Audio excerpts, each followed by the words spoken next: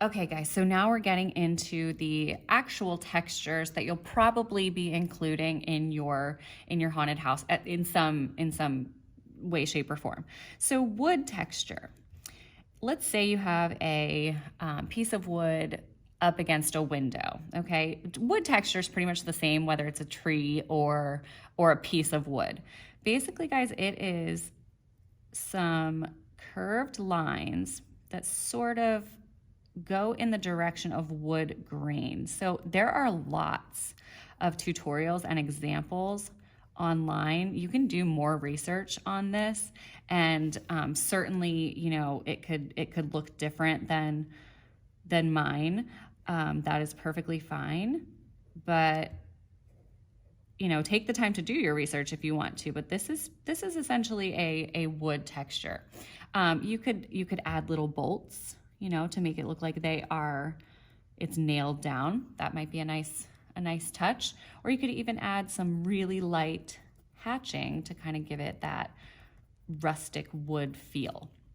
Okay, now stone. Stone is just organic shapes sitting right next to each other. Notice I'm creating the whole organic shape, not overlapping them. You don't want to overlap the stones. You just want to nestle them right up next to one another. Some of the stones can be small, some can be larger, but make sure you're creating, again, that whole stone shape instead of, like, what I mean is don't go like this so that it's overlapping. Don't do that.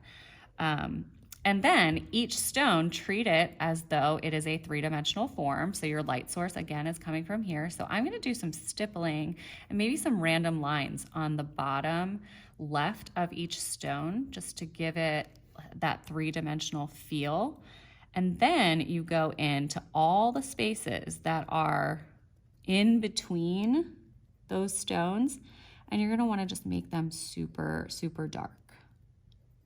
So just basically color them in. So a little bit of stippling, a little bit of random lines will give you a really nice stone feel. Scalloped siding is a bunch of little semicircles, kind of like fish scales, that sort of layer in opposite, like an opposite pattern.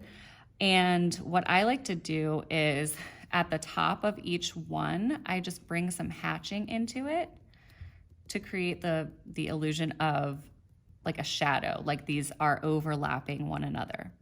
So unlike the stone, these do overlap. And I just do some hatching right up there. Okay, so broken glass. Let's move it up a little bit so you can see it. Broken glass is also just a random organic shape. So there's your broken glass, but make sure that the glass cracks all the way to the side, wherever it might be.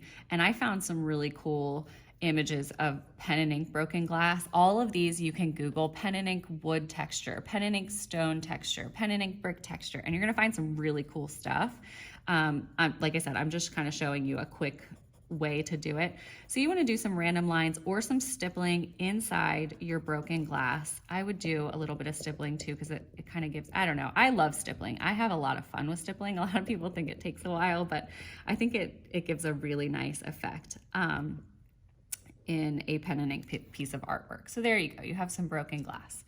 All right, so bricks. Bricks are these kind of funky rectangles that sit right next to each other. They don't have to be perfectly straight lines, perfect rectangles, but they do need to be complete rectangles. And then I'm kind of making mine a little bit wonky, which is fine. Just make sure they're going opposite of one another. And then again, I use a little bit of every technique, maybe some cross hatching toward the edges, some stippling. You can use some contour hatching, but basically you need to give it the look that the edges are slightly darker than the very middle of the brick. And then I would go in and make sure that the grout in between your bricks is super dark.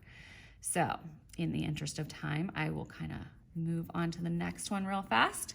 Siding. Siding is that like vinyl siding that's on the side of most houses, apartment buildings, businesses. So what I do for siding is just with the side of my Sharpie, I give it like a really light hatching. And then I go in and where that siding overlaps with each, I don't know, they're like pieces of siding, you know, so I give it a little bit of value right underneath of each one of those siding pieces, I guess you could say. Definitely not an architect or a builder, so I don't know the correct terms. But if you give it a little bit of shadow right underneath each one, it suggests that they are sort of sitting on top of one another, and that's what you want. Now, like I said, you can look back at your images for inspiration and do these completely different, but I do want you to have this skill building page submitted so that I can see that you've done all of these and you've attempted all of these, and definitely apply them to your final artwork. Thanks, guys.